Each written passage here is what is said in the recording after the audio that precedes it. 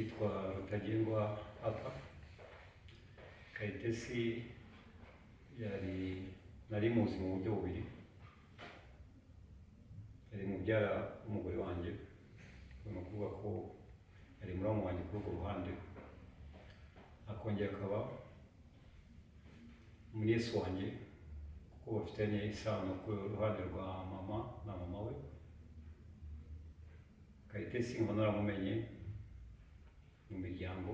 Kayitesi tuza kumenya iwabo manukiye kwa Mutwe, usanga bafite urugwiro aho bavukana, agakunda bene wabo, bakagira inshuti zimukunda nawe akazikunda.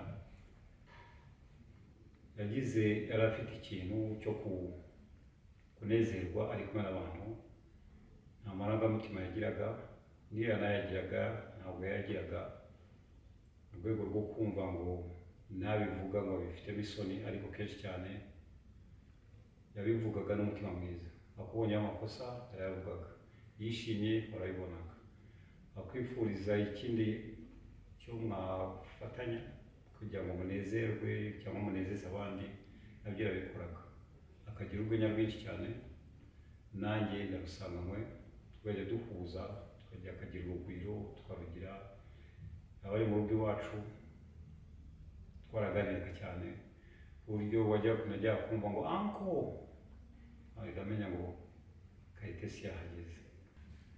Mwiriwe muraho, nitwa Mazimhaka Patrick, ndi inshuti, ndi umuvandimwe wa Kayitesi twakunda kwita Kayishu. Umuvandimwe twaraturanye mu Nyakabanda, abahazi bahita umanukiye kwa Mutwe. Twamenyanye twebwe twari bato, we aturutaho gato, dutangira kumenyana aho twari twimukiye mu Nyakabanda, dusa nk'ababasanga bo bari baratuye imbere yacu.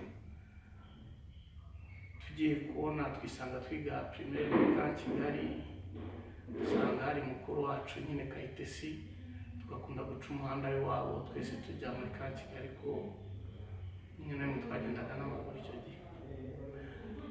Tubera rero mukuru wacu yagerageje kuzajya ababizi abana benshi ba primaire bagenda barangara, basanga araducyaha kugira ngo tugerere ku ishuri igihe cyangwa no gutaha. Hambere abantu batahaga saa sita bakajya mu rugo bakaza no gusubira ku ishuri, ariko inshuro nyinshi iyo wagiraga, ubwo umwana we yabyita ibyago, ariko iyo wagiraga amahirwe mwarahuraga ko yabashaka gucyaha, ukaba mu muhanda kare, ugakora ibikorwa nyirizina, wagera ku ishuri kare, wagera mu rugo kare. Dukurana gutyo, aza kuza muri 1994 kwa Jenoside yakorewe Abatutsi, dusa nk'abongera kubana.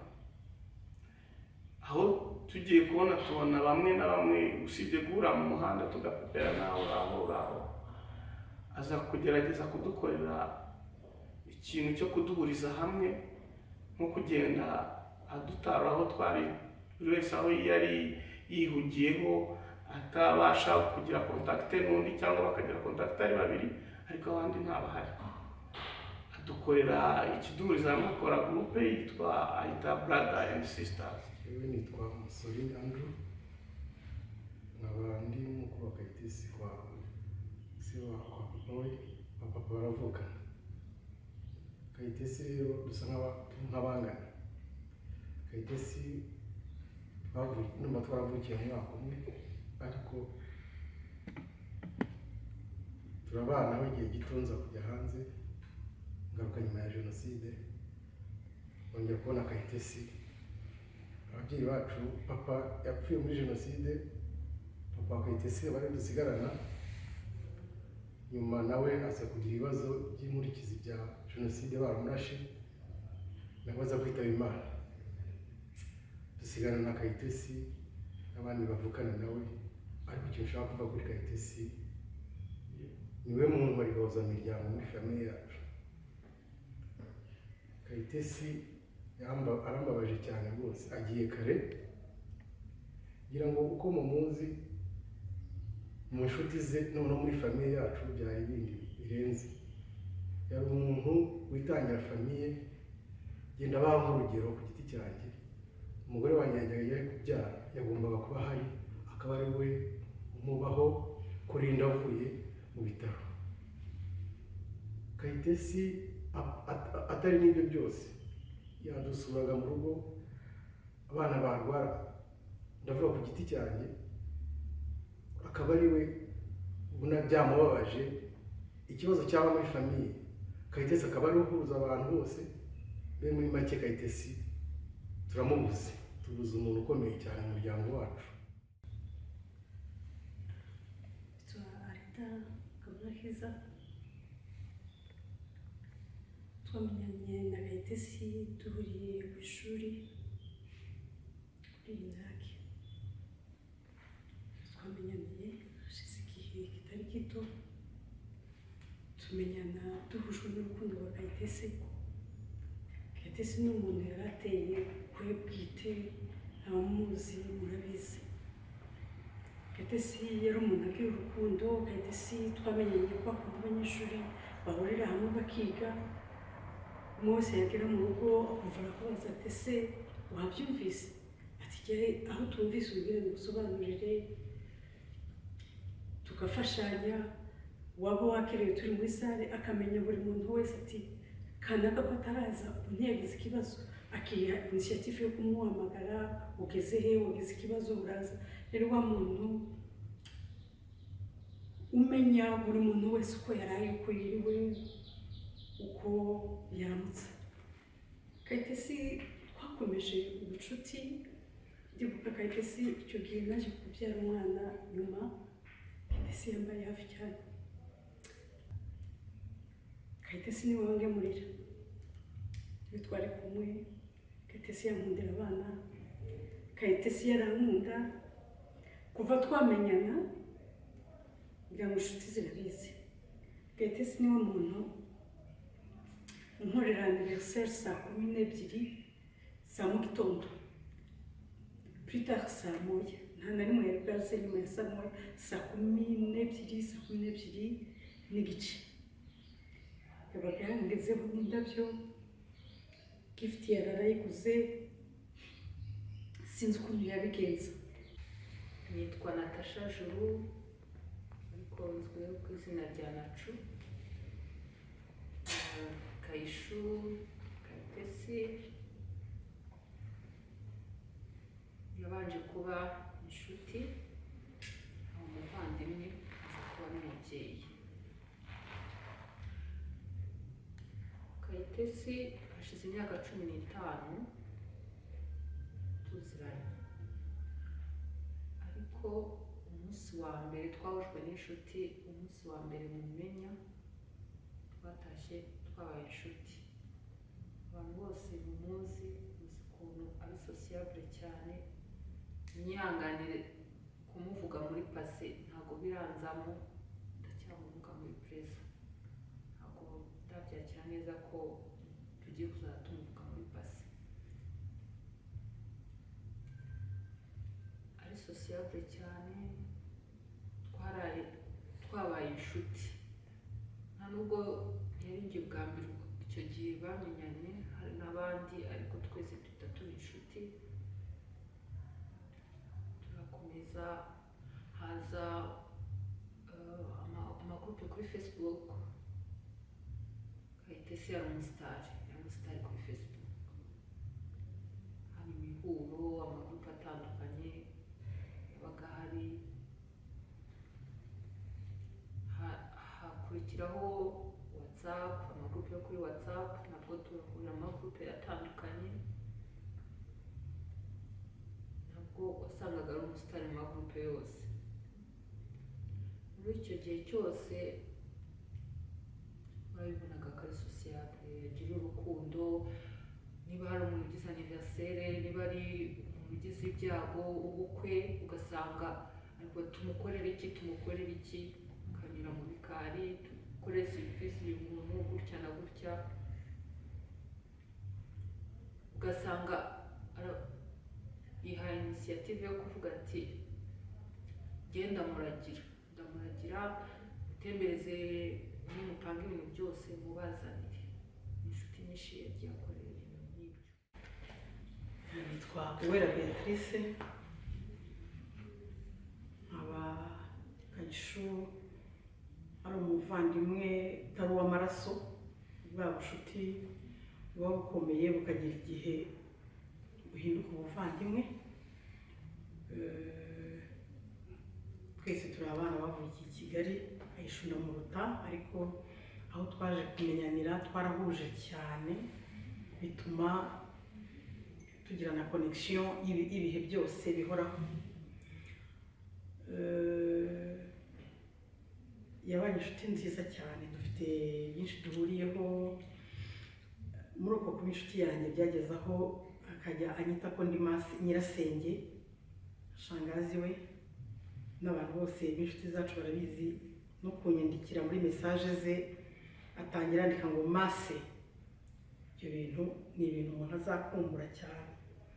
Kayishu yabaye inshuti yanjye, mpinduka nyirasenge by'ukuri mu mutima wanjye, numva mutwayemo, nubwo ubuzima bw'i Kigali budatuma abantu babonana kenshi, ariko sinabivuga ko ari buri munsi, ariko wenda nta cyumweru cyangwa byumweru bibiri byashiraga umuntu atamenya amakuru. Ikibabaje ni uko igihe yendaga kugenda bimeze nk'aho hari ikintu cyanyuzemo ku buryo umuntu atarahebutse amakuru. Icyo cyumweru sinamuvugishije, nawe ntiyamvugishije. Ahari we byo muvugisha mbere nari kumenya ko atameze neza, nkanamwegera kurushaho, ariko sinabimenye.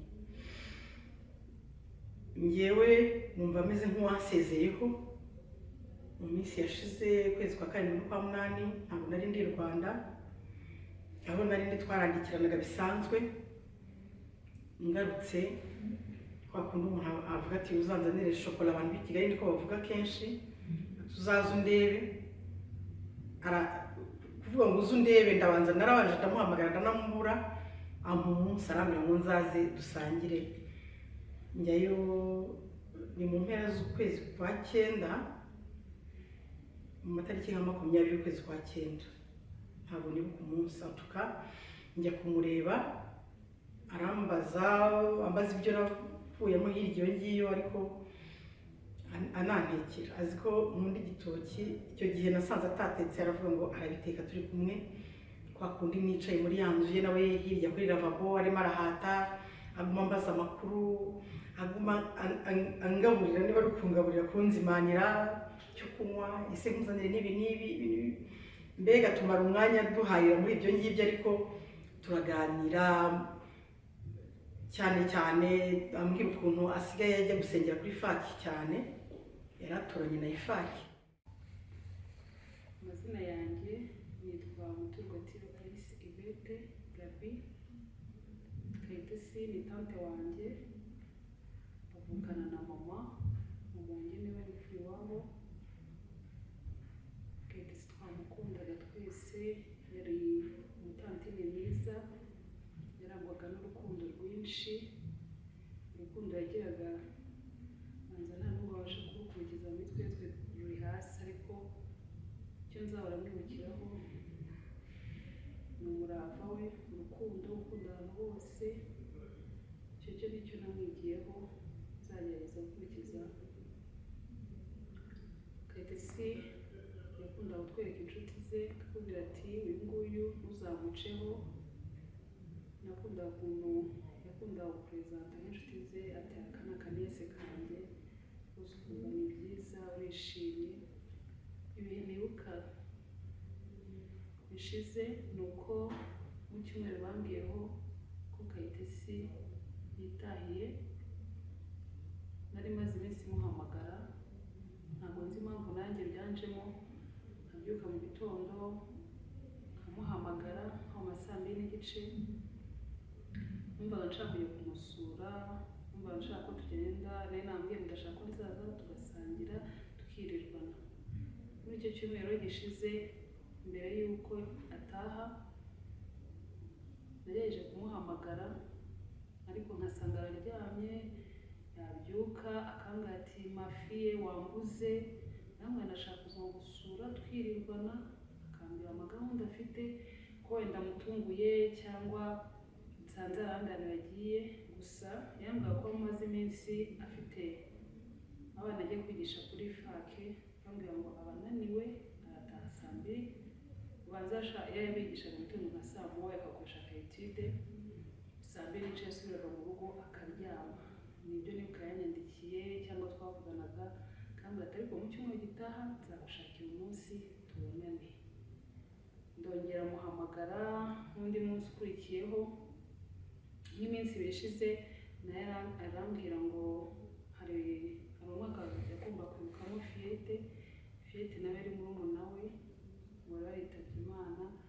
Arambwira ngo uyu munsi nasabye misa kuri fake yo gusabira Fiyete, ati ntabwo nduboneke n'ubushobora kuko uze kuza sasa kuri fake. Ndangariye yego ndi buze kuza, ubwo nabyo byo kumusura ntabwo byabaye bigikunze. Nyuma rero nibwo yambwiye ati ngiye kugushakira umunsi mu cyumweru gitaha nzakubwira, ko yari ifite karandire y'amagahunda menshi. Arambwira ati buriya tuzabonana nzakubwira. Nyuma nk'iminsi nk'ibiri ndabyibuka hari c'était dimanche, nabyutse numva ntameze neza. Nitwa Sami Butera Kayitesi, umuvandimwe w'inshuti yanjye. Kayitesi yibukira ku bintu byinshi kuko kuvuga Kayitesi mu gihe umuntu uhagaze imbere akubwira ngo sobanura Kayitesi uwo ari we, ni nk'ikizamini gikomeye umuntu aba arwaye gukora mu buzima, kuko kuvuga Kayitesi ni ibintu bisaba umwanya, ukicara ukamusobanura bitewe n'ibyo yagiye abanya abantu mu buzima. Gusa ngewe ikintu nshima Imana ni uko Imana yafashije kumenya, tukamenyana, tukaba abavandimwe. Iryo ni ishimwe cyane nshimira Imana uyu munsi wa Kayitesi. Nitwa Kwizera Nina Nicole, ndi inshuti ya Kayitesi Liliane. Kayitesi twamenyanye kuva sinshobora kwibuka umwaka uwo ari we, ariko kuko yari uw'inyamirambo nk'abanyamirambo, tuhurira ku nshuti nyinshi, aza kuba inshuti yanjye kubera abacuti be twagiye duhuriraho n'ukuntu yasabanaga. Twamenyaniye kwa Petite umugore wa Poto, kuko bari inshuti cyane, nanjye ni inshuti ya Petite, hama turi inshuti na Kayitesi. Nyuma tuza guhurira dukorana muri Finabank, yasanzemo. Haje suko atari ameze nk'abandi, ariko afite umwihariko wo urukundo rwinshi, gusabana, yari afite sa faso yo kugira ubucuti facilement kuruta abandi. Icyatumye tuba proche cyane, ari mu bantu twajyanye gufungura branche ya Finabank Gitarama. We ahita yimuka, ariko abenshi muri twe ngira ngo ni nawe wenyine yimutse wajya guturayo, abandi twakoraga dutaha. Umwihariko wiwe ni uko twese uko twarangiza gufunga bank saa 2 bisi zadusize, twese twararaga kwa Kayitesi muri ghetto yiwe, ariko nta mwaga yari afite, nta na kimwe. Kurya saa 6 yari Kayitesi, gutaha niwe uw'ababisi yasize yariwe. Abo kwa gatandatu bafite batari butahe bari bugume Gitarama cyangwa utuntu yakoze, yari Kayitesi. Kuva ubwo tuba inshuti cyane kugeza n'uno munsi. Sinzi uburyo nakwita Kayitesi, urukundo yagiraga, kumenya uko wiriwe, uko waramutse, aho uri umaze iminsi atakubona, ukabona arakwandikiye kuri WhatsApp, njyewe naje kumusigayo ngaruka i Kigali turanatandukana mu gukorana ariko still turagumana kuko twabanaga i Nyamirambo dukomezanya ubwo rukundo bigera aho tuba abavandimwe tuba inshuti za hafi inshuti zihorana ngira ngo iki cyatumye kinshoka cyane Kayitesi ndi mu bantu ngira ngo twaherukana muri uretse iyi weekend ya vendredi ya mbere yaho twari turi kumwe turi mu kantu gatoya turimo gusangira twari nk'abantu nka batanu aguma ambwira ati Nina tuzabona najya Nina tuzasangira ryari se Nina ibintu ariko si kuko wakize ukabigisambo wenyine wagiye narakubuze. Amazina yanjye nitwa Mukamanga Jeannette. Kayitesi yari inshuti yanjye byari birenze inshuti yari nk'umuvandimwe. Kugira ngo menyane na Kayitesi hashize imyaka igera kuri 33 tuziranye. Nigaga kuri Ecole Zayibaze nawe yiga kuri Apakopi. Byabaye mu Rwanda muri 1994 abantu bose barabizi. Aho nigaga byari bikomeye cyane, habagaho imyigaragambyo y'interahamwe, biba ngombwa kumva ku kigo nigagamo njya kwiga ku kindi kigo. Ikigo nagiye kwigamo nahuriyeyo na Kayitesi nawe yaje kuhasaba ishuri. Icyo gihe ikigo cyitwaga CSK cyari ikigo cyari Nyamirambo. Nahahuriye na Kayitesi tuje kwiyandikisha. Umwe yaratashye undi arataha, noneho mu gihe cyo kuza gutangira amashuri tuhurira kuri icyo kigo twinjira no mu mwaka umwe. Nasanze nigana nawe kandi twarahuye twaje gusaba ishuri. Arambaza ati nza gusaba ishuri narakubonye, nanjye ndamubwira ni yego. Ati none turahuriye mu ishuri, nti twatangiriye aho ngaho turi inshuti. Twabaye inshuti ariko zirenze kuba inshuti duhinduka abavandimwe. 1994 rero yarageze, habaye jenoside yakorewe Abatutsi. Byinshi byabayeho, mu kurangira nisanze nanjye ndi mu banyamahirwe babashije kurokoka na Kayitesi ndamusanga. Twarongeye turatangira amashuri, komeza gukundana na Kayitesi. Muri ibyo bihe byari bitoroshye, nge amahirwe ntiyansekeye, naje kubura ababyeyi. Umuryango wose sanga ari nge njyenyine wari usigaye. Kayitesi mu guhura nawe arambwira ati uzaze mu rugo, uba umwana mu rugo, turi umuryango. Yari umwana mwiza, urumva umuntu utekereza ikintu nk'icyo aba afite umutima ukomeye w'ubupfura. Habayeho amahirwe rero, naje kwisanga hari mubyara wanjye nawe warokotse. Ndamubwira nti nabonye mubyara wanjye kandi ntiyandikura kugira ngo njye kuba ahandi, ni ngombwa yuko ngomba kubana nawe. Naje kujya kubana na mubyara wanjye.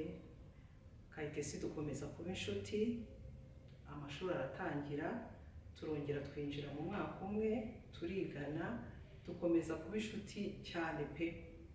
Twabaye inshuti turi abantu batatu, yari nge, yari Kayitesi na Eveline. Ubushuti bwacu bwari bukomeye pe, hahandi nta muntu wigeze apfa n'undi ikintu na kimwe. Nitwa Ines Nyubahiriza, nkaba ndi kumwe na Karine Karambizi. Tukaba twese duturuka muri groupe yitwa Abasobanya Kashu y'abagabo. Groupe nziza cyane y'ababyinnyi ba kera bakundaga umuco. Ni groupe natangije, niko njya mvuga ngo ni kuyitangiza kuko nabyanditse kuri Facebook, nandika nkumbuye kubyina, nkumbuye kunyura gutarama, ariko mbisaba saba ko amatorero ya kera twahura nabaga hanze kugira ngo duhurire mu Rwanda. Icyo gihe nagombaga kuza ndumva ari mu kwa 12. Hanyuma rero ndabyandika, Kayitesi niwe wa mbere wasubije, niyo muntu wanyandikiye ngo Karine ibyo bintu ni byiza turabikumbuye, ni umuhimbazamuco, niyo groupe nabagamo mbere ya jenoside. Hanyuma rero akoranya abantu bose harimo na Ines. yego ariko nuko twatangiye gurupe tugenda twongeramo n'abandi, si no kuvuga ngo nabo mu Rwanda gusa n'abo hanze, mbese yari nk'abantu bakunda kubyina. Gurupe itangira yitwa kubyina ariko tuza gusanga duhujwe n'ibindi byinshi bitari ukubyina. tuba abavandimwe, tuba inshuti, tuba abasazi, turashyigikirana cyane, turakundana. Kayisho rero ari twamwitaga MC, ni ukuvuga ngo yari MC wacu, aho twajyaga hose niwe wenturotizaga, akagira uburyo yihariye bwe bwo kuvuga buri muntu, akamwita izina rye, akagira amasirino twese atwita, akatuvuga nyine akakuvuga n'ibyawe byose, ku buryo abantu babaga twataramiye cyangwa twasuye bahavaga bose bamwishimiye nyine. Nitwa Esperance Uwayirege. Kayisho kumuvuga bishobora kutaza kunyorohera, isano mfitanye na Kayisho muzi hashize imyaka myinshi, mwitaga yari nka mukuru wanjye kuri njyewe, namwitaga na mukuru wanjye. Twabanye mu bihe byiza,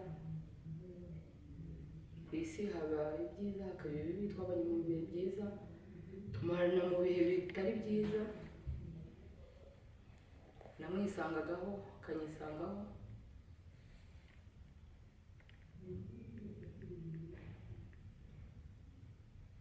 Kayisho kuri njyewe ni umukobwa mwiza.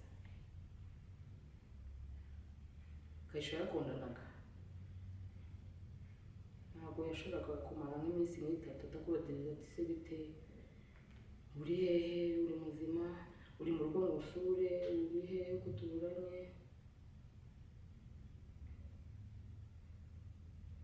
Yakundaga abashyitsi cyane, agashaka ko tutaramira iwe, bikamushimisha, wataha nyine ukabona ati nta kundi, bafite n'izindi gahunda, ati genda nta kundi, ariko wabigenje na gutya wenda ukagaruka. Ntabwo byoroshye kumuvuga pe,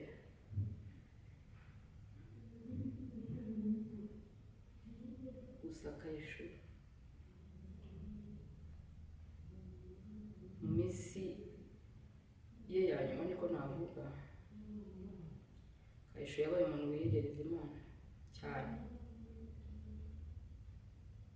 Ndagusenga ndabyibuka rye yajyaga ambwira ati ntazaje tukajya muri korali tukabigera burage namba se Kayisho ko nta majwi dufite, tuzajya muri korali tuzaririmba ibihejwe, tuzajya twicara inyuma. Yaje no kugeraho ibyo kuririmba n'abikunda, aho yaratuye hariya Kimihurura, yarimbaga muri korali ya saa 7:15 mu misa kuri fake.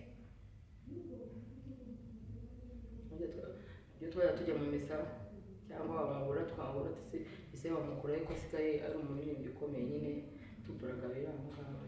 Yabaye umuntu wiyegereza Imana cyane, iyo njyari igihe najyaga mbese Kayisho usigaye witonda cyane, akandeba akisekera ati niko bimeze nyine, hari imyaka igera umuntu akitonda. Nitwa Jacqueline Maurice Uwamariya.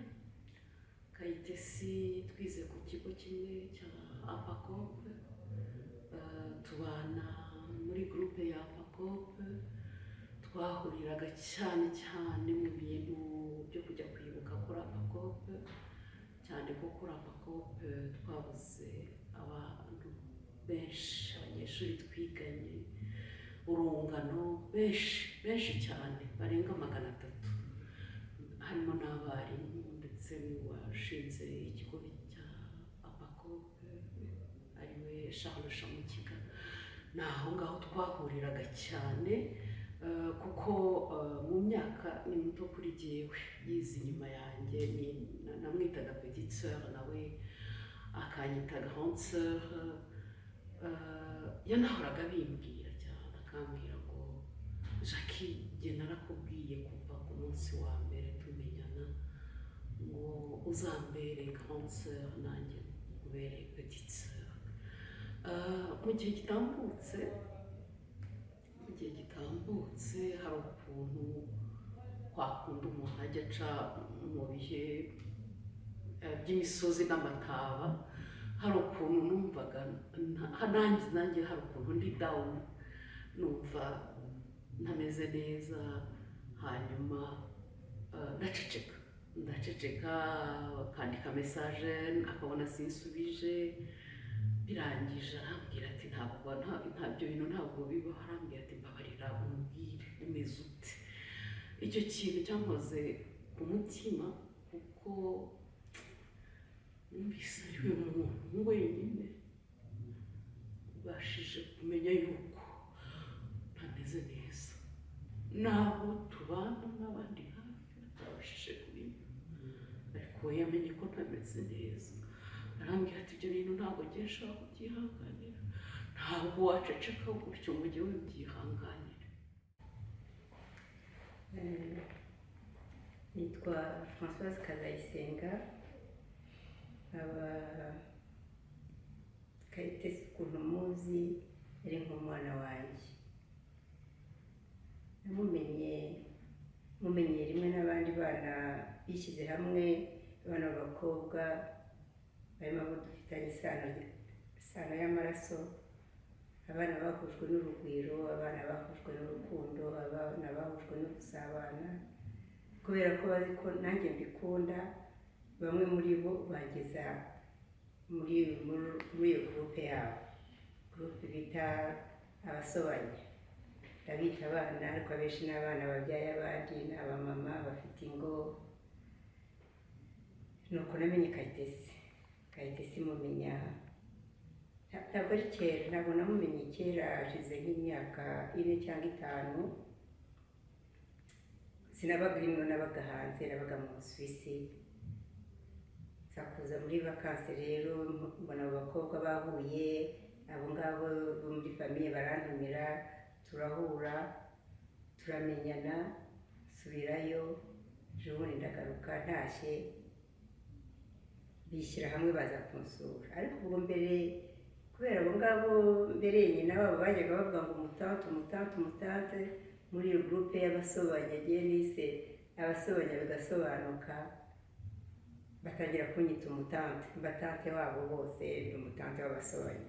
Ndetse ukishima tukanezerwa, akanyereka inshuti n'abantu benshi cyane, hari benshi cyane namumenyeho, bose namumenyeho bakomeje batubambira inshuti, nabo tutisanzuragaho mbere, ariko naje kwisanzuraho kubera ko bari bazi uko nteye, basanga benshi bakanyita tonto wa Kayitesi, abandi bakavuga akiri inshuti yacu. Ariko Kayitesi ikintu cyo namukundiye, ntabwo yigeze ahisha ikintu kiri ku mutima cyane urukundo, niyo yababaraga yarabivugaga. Kayitesi mwibuka gukira ku kintu kimwe cyo kuvuga ngo icyiza yakwifuza ntabwo yagisangizaga na mugenzi we, n'ikintu yumvaga gishobora gukomeretsa abandi yarakibarindaga. Mu bihe byari bikomeye, nibuka ibihe bishize muri 2021, Kayitesi yagize ikibazo ariko arangira ababwira ati nyamuneka mfite ikibazo ariko ntimunyegere kuko namwe mushobora kujya muri icyo kibazo. Urumva ko ari wa muntu wakundaga abandi kuvuga ngo niba mfite ikibazo mwe kunyegera, mutaza kujya mu kibazo kiri cyo kenshi cyari kubavutsa ubuzima. Urumva uwo muntu aba afite umutima mwiza. Kayitesi tumaze kumenya ko agize ikibazo, abantu benshi cyane, abavandimwe benshi cyane twavuganye bahungabana, tubifatamo ikigabo. Ariko ikintu kimwe nahoze mbwira na bene wabo, nabwo ni Kayitesi ari ameze nka Yesu niwe wirirwaga afite imbaga z'abantu bamukurikira, bamukunda kubera ko babakundaga, ariko ku gihe cyo gutaha yatashye wenyine. Ariko umusaraba abantu baragabanutse, ariko yabasigiye urukundo n'ibyishimo, kwishimira ubuzima yabayeho kuri iyi si. Kayitesi turamwibuka, urukundo, umunezero, urugwiro, no kumva ngo nta hantu yumvaga atisanzuye kubera ko umutima we ntiwamuyoboraga. Ibyo ni byo navuga kuri Kayitesi. Imana imwakire mu bayo, mwihangane. Brother and sister azagerageza kuduhuza nibuze buri kwezi tukagerageza kujya gusura umwe mu bo twari dusigaranye kugira ngo turebe ngo ariho mu buhe buzima, abayeho gute. Tukajya kumusura mu rugo, tukasangira agafanta, tukabana muri ubwo buryo. Agerageza kongera kuduhuza, abantu barongera bariyegeranya, urukundo rongera ruragaruka. Dukomeza gutyo. Kayitesi dukomeza ari nk'umuvandimwe, ni wa muntu utashobora kuba yagucaho. Kayitesi ni wa muntu akenshi twebwe nk'abagabo ushaka kugira iyo sabukuru ukabyibagirwa ko wayigize, ariko nibuze message yashaka gutambuka cyangwa se ukabona aranagutunguye n'iyo fanta, agurije hamwe n'abantu batatu, iyo fanta murayibona. Mu rukundo rwe yahoraga yerekana, wa muntu ukunda gusabana, ukunda guhora ari mu byishimo, wa muntu udashobora kwirengagiza umuntu. Waba uri mu bushomeri, Kayitesi yarwanaga ishyaka akabaza umuntu kuko azi ko we hari icyo ushoboye. Ati wenda njyewe ntugire icyuma, ariko uriya muntu ugerageze umunshyire muri serivisi, ibintu arabishoboye, akazi kawe azagakora neza, ninjye mwishingizi we. Agahora arwanira iryo shyaka agira gute. Kera kabaye ejo bundi anniversaire ye ya nyuma aribwo duherukana ibirori bishimishije. Padiri ati hari misa ya saa sita y'abafonkisiyoneri kuri FAC. Padiri aratungurwa abona abantu b'abakristo babaye benshi cyane. Ariko ati abakristo baba baje muri anniversaire y'umuvandimwe ni bande, ntibamanika akaboko.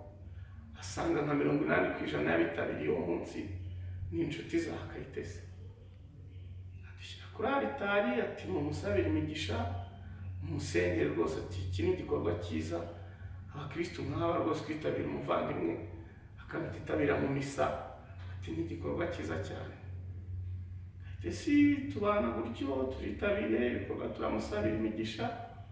Ariko mu minsi ishize ngenza kuza kumuganiraho na madamu wanjye, ndamubwira umuntu akenshi ari public ntagakunda kuramba.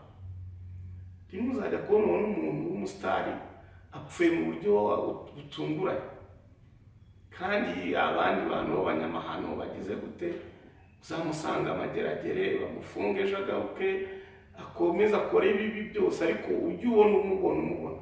Ariko umuntu uri public ukunda kugusabana n'abantu ugize gute, ujya kubona ukabona umuntu araciye aragiye. Njyewe nabiganiraho na madamu wanjye ducokoza ko akenshi nakundaga kureba sitati za Kayitesi, ariko akabona groupe tubana muri Twimore Nyakabanda yanditse ku wa kabiri, ejo twibukiranye n'abantu, yanditse ku wa kabiri ashyiraho comment ku ifoto, ariko yandika rimwe kabiri nabwo bigaragara ko yari busy. Niyo makuru yemeruka ku wa gatatu sitati ze sinigeze nzibona. Ku wa kane ndavuga intwenda umuntu bwari busy mu buryo busanzwe. Timasho mu saa sita umuntu inshuti yanjye arambwira ati Saturn ko mushiki wawe wapfuye n'ubuhise.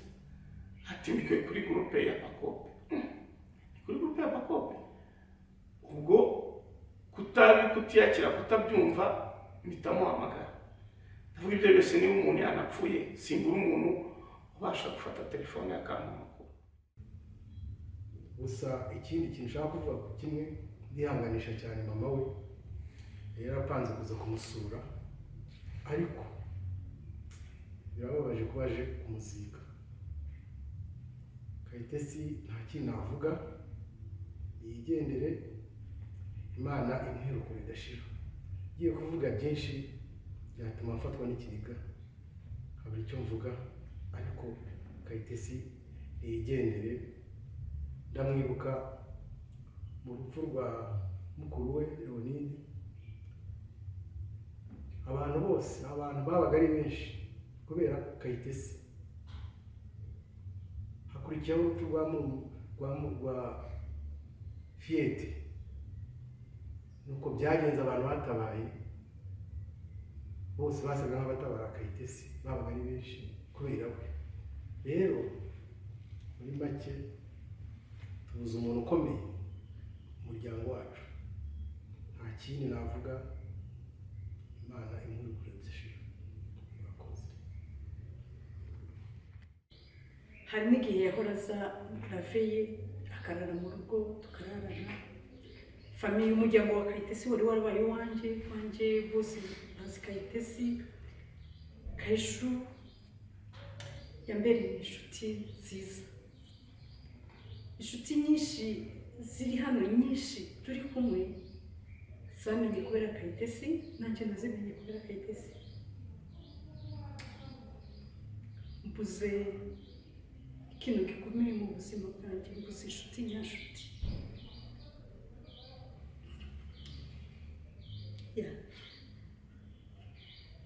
Mbuze ikintu gikomeye mu buzima.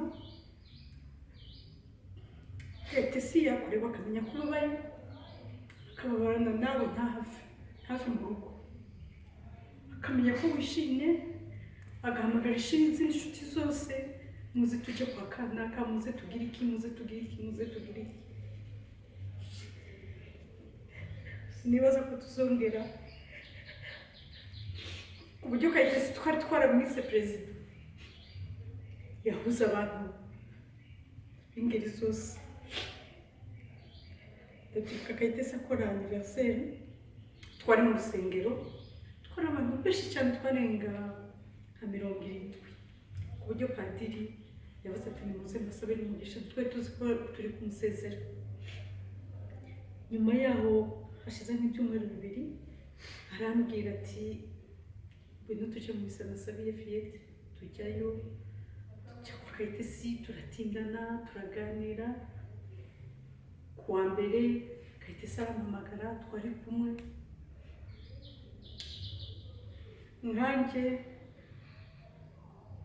ku giti cyanjye jyewe ndasenyutse, nta wundi muntu ufite navuga ngo yarusha Kayitesi kumbaza waramutse wiriwe, ese umeze gute, biragenda, abana bameze gute, niba wumva nk'ayandikiranye n'umwana wanjye. Mbese Kayitesi asigaye ikiga kinini cyane mu buzima bwanjye. Kuvuga ko yagiraga urukundo, yagiraga impuhwe, yitangaga cyane, agira icyo bita igitima kinini. Kuri twese ni ibintu twahurizaho, kunguka inshuti ako kanya ni ibintu twahurizaho. Najyaga kubona nkabona mu bukwe bw'umuntu muri famiye, mu kuzana mu kuzine, nkabona ngo uwo ari mu bukwe, ugasanga famiye bose arabazi, ni abashuti biwe cyane pe.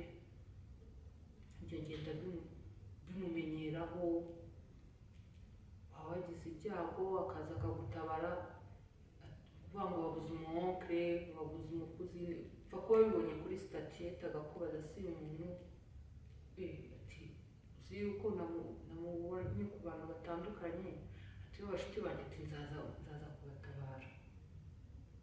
Yaba aribwo akinamubona kuri wowe agahita akubwira ati nzagutabara, wowe ume gahunda, agahora rwose yumva yagiye gutabara, yagiye mu bukwe. Bigeraho ukajya umubwira uti rero Kayishu, kubera ukuntu utabara, kubera ukuntu ushyigikira umuntu, nawe anytime uzajya unyenera, uzajya umbwira, ndahari ku bwawe. Bibaho gutyo muri iyo myaka. Ariko ikintu gikomeye urwibutso nsigiye, ikintu gikomeye, mbese kashe yateye ku mutima wanjye muri iyi myaka 2 itambutse, kuva muri août 2022 na septembre 2022, yateye kashe ku mutima wanjye. Muri août 2022 narwaje umubyeyi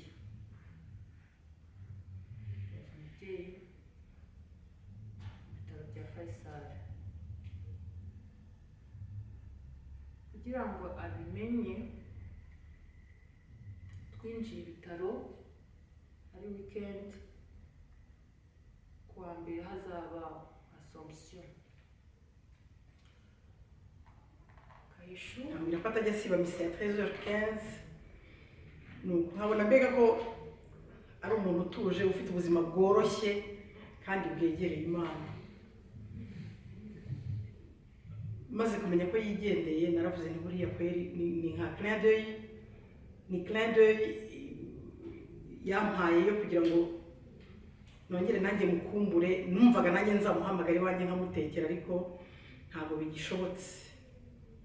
Rero hari naho umuntu agira urukundo tumufitiye cyangwa agiye mufitiye, nakagombye kwicara hasi nkavuza induru nkarira nkaboroga, ariko haje ikintu gifata umutima gituma n'umuntu atabona n'amarira yo kurira. Kayishu, Kayishu uhora wishimye, uhora aseka, uhora agishyira abantu ku murongo. Tujya tugira groupe yitwa abasobanya.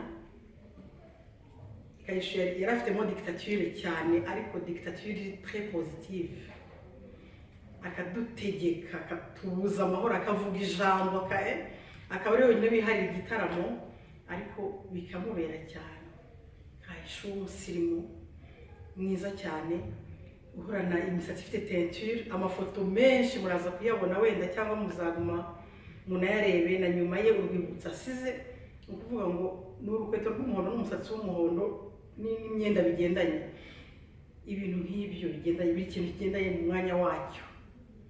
Yari afite fasade nyinshi cyane, abamuzi mu bitaramo, abamuzi muri ayo masengesho, abamuzi yagiye Kibeho, yari afite fasade nyinshi cyane, ariko nziza kandi abantu bamukundira. Sinavuga ngo ni amahirwe, ariko hari batubwira yuko twabwiwe yuko twese ubuzima bwacu niburangira abadizavinga ijuru tuzajya mu ijuru. Ngiye ku mutima wanjye numva Kayishu yagiye mu ijuru, kandi ko abagiye tuzabonana. Icyo numva nasezeranya Kayishu nuko ninzagenda nk'izindi nshuti zanjye zose, igihe nanjye nzagendera, igihe cyanjye nikigera nzagenda mushake kandi nzamubona, twongere dutaramane. Imana yamuhamagaye imbere yacu, imwicaza iburyo bwe, nta kindi narenzaho. ajya ambwira abo tubana nti ngiye ndumva mfite intege nke, ndumva nakwiryamira. Mu by'ukuri nta kintu nari ndwaye, ariko numvaga ntashaka kugenda, ndashaka kuba ndi mu rugo. Dimanche rero ntashye nibwo umuntu yampamagaye, inshuti yanjye, arambwira ati umenye ibyabaye. Oya, atandatu wawe yapfuye. Yarambwiraga iyo nkuru, kuko amaze kuyimbwira numvise mbaye muzima, numvise mbaye nk'igiti. Narabanje ngo simbyumva neza, ndahagarara ndabona ni sawa, ambwira n'inkuru y'uko byagenze, ko mwagiye mubyumva. Nicara ahantu hamwe jyenyine ndifungira, nibwo nabyumvise neza. Navuze ngo amaraso si ikintu, numvaga amaze iminsi ntameze neza, ukuntu nari maze iminsi mutera stress, ndashaka kumusura, ntabwo nari nzi ko ari iyo mpamvu. Yinze ataha amusuye, ariko twaravuganaga akambwira impamvu kandi zifatika, kuko niba ari akazi cyangwa iki. Icyo namwifuriza ni uko ridashira, komeza aruhukire mu mahoro, Imana imuhe uko ridashira. Gusa ikintu uyu munsi kinkomereye cyane ku mutima, ni uko ntazi ni ukuvuga ngo amasaha ya nyuma Kayitesi ava mu mubiri, yaba nari ifite amakuru y'iminota ya nyuma Kayitesi mbere y'uko ava mu mubiri. Nicyo kintu cya mbere kinkomereye. Ntashobora no kubona n'undi muntu wundi wese ntabasha kubibwira, ntashobora no kubona uburyo ki mbasha kubisobanura. Gusa Imana niyo mubyeyi wa byose, niyo yazanye Kayitesi mu buzima, niyo yanzanye nanjye mu buzima, ariko nanone iyo igihe kigeze Imana icyuha abantu bayo nk'uko iyo n'ubundi bari bazanye, ariko mfite amatsiko menshi mu mutima. Imana niduha andi mahirwe yo kongera guhura, numva ashaka kuzabaza Kayitesi nti kubera iki wagiye nta kintu na kimwe umbwiye, ni kubera iki wagiye utambwiye ko ufite gahunda yo kugenda, kuko urabizi neza cyane gahunda n'amasezerano twari dufite, yaba ari amasezerano Imana yadusezeranije, yaba ari n'amasezerano twebwe ubwacu twihaye nk'abantu.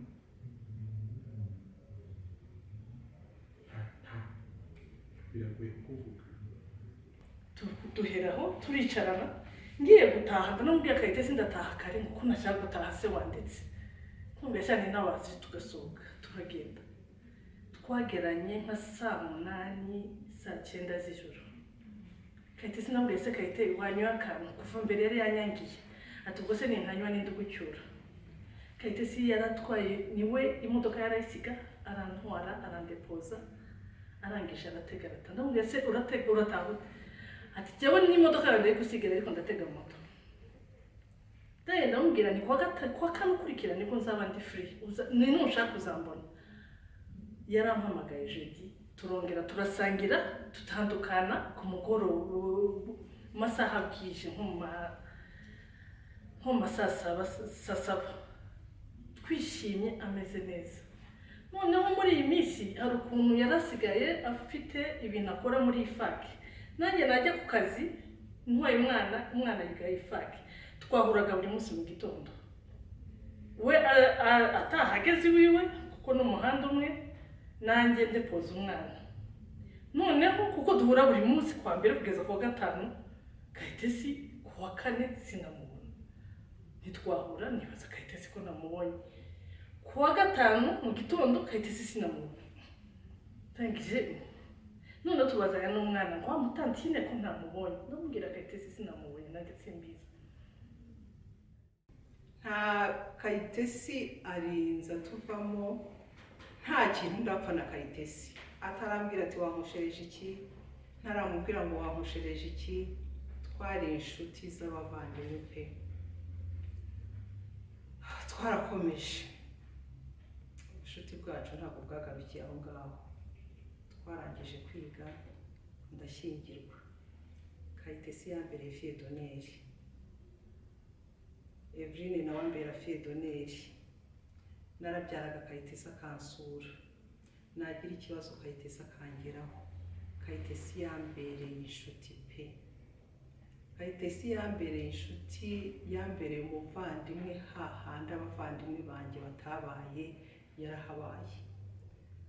Uyu munsi siniyumvisha ko Kayitesi yatuvuyemo, kubera ko n'aka kanya ntabwo birangeraho ngo numve ko Kayitesi atagihari. Kayitesi kumva ko atagihari ntabwo sinzi ko nabyakira mu mutima wanjye.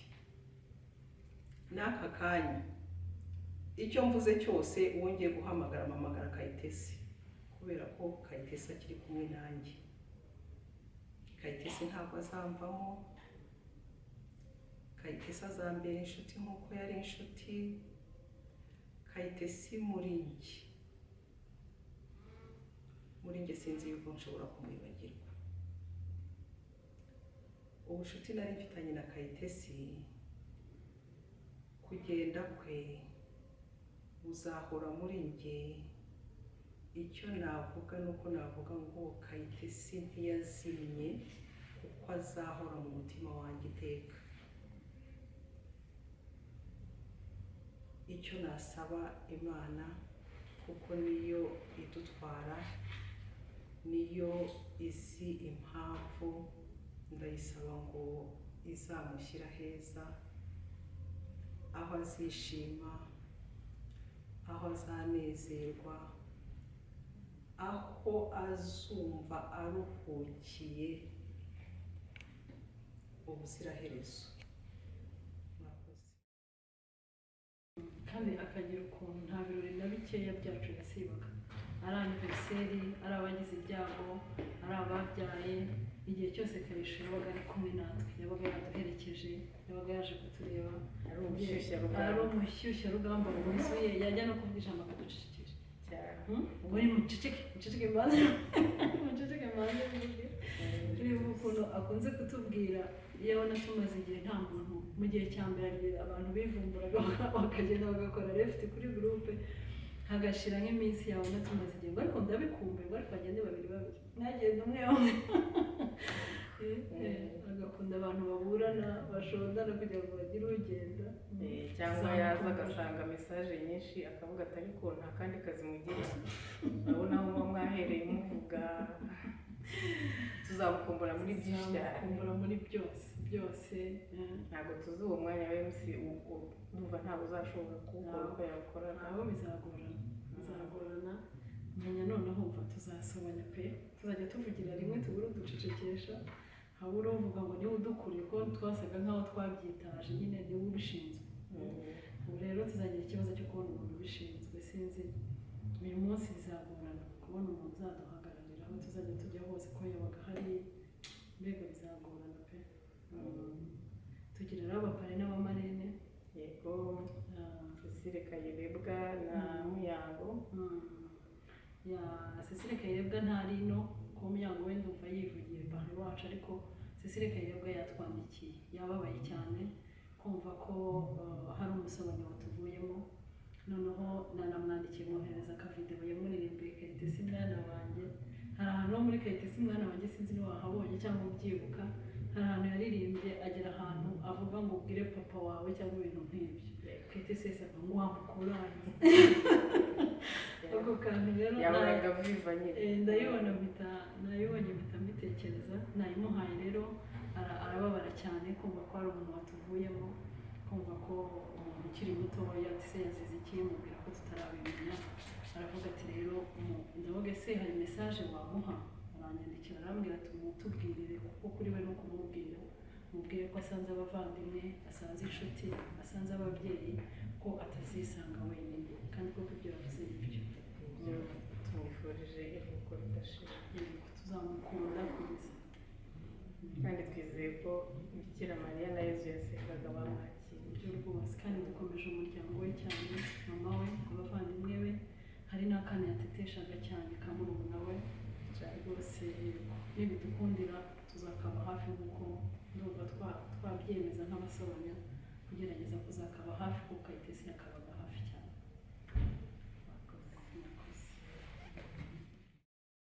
Ni ukuri ntabwo bikiri bibi, sinzi ukuntu usigaye mbona amezi.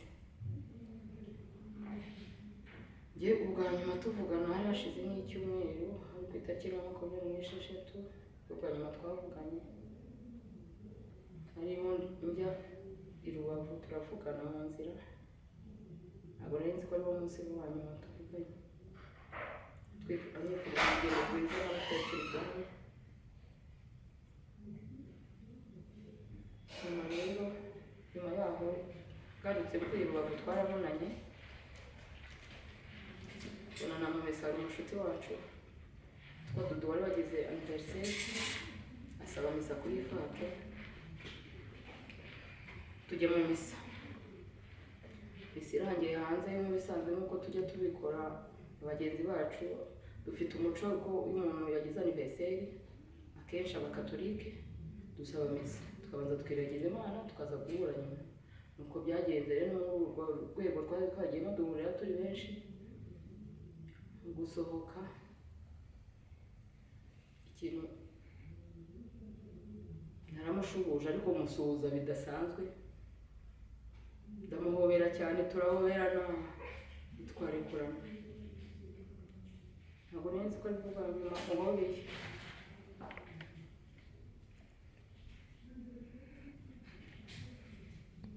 Twababajwe rero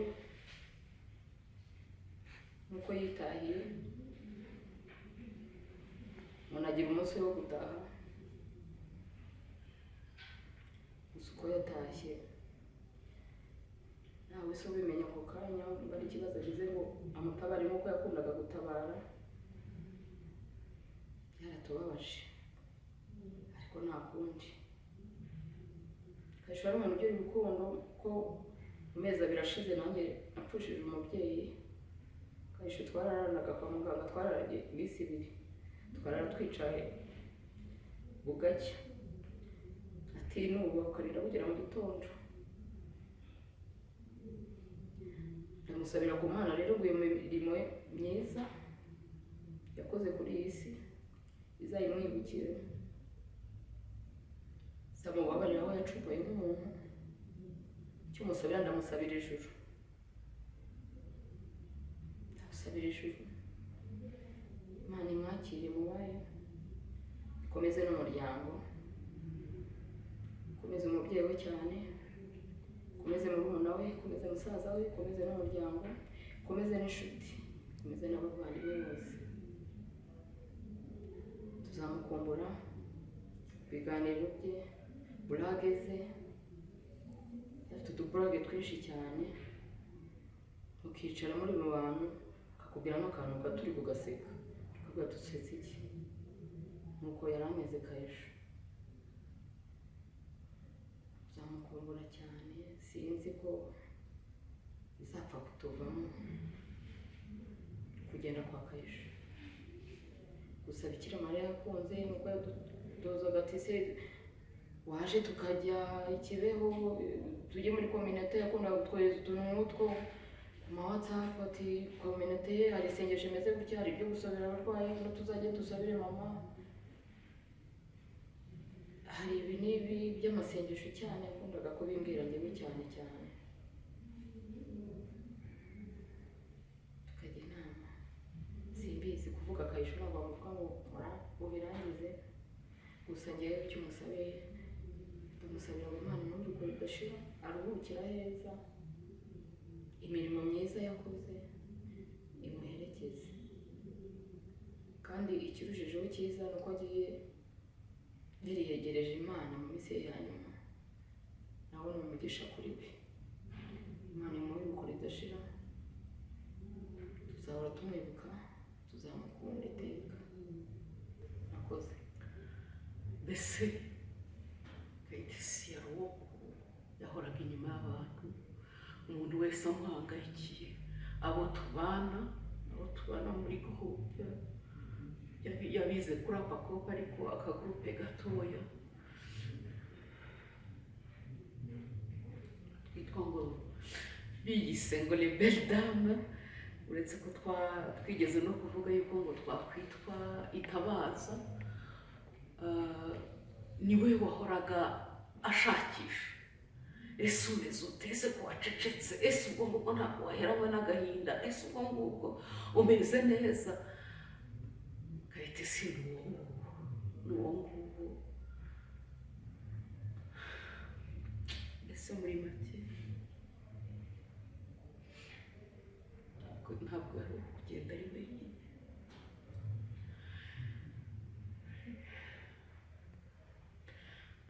kugenda ari wenyine. Cyokora turashima Imana, twabonye umwanya, ibihe byinshi byo kumubwira ko tumukunda kandi ari uw'agaciro mu buzima bwacu. Ego tubereye umwana mwiza. Ibindi mba nabivuga mbisoma ko nari nabyanditse, nanditse ngo umwiza wacu mukunda abantu, Cyarugwiro mugwaneza, niyiruhukire imiruho n'imihate yo muri iyi si. Repose en paix Kayishushe iwacu, duciyemo igikuba, udusizemo icyuho, kubaho tutagufite ni urugamba rukomeye. Warakoze cyane kutubera inkoramutima, ubuzima bwawe bwatubereye umunezero.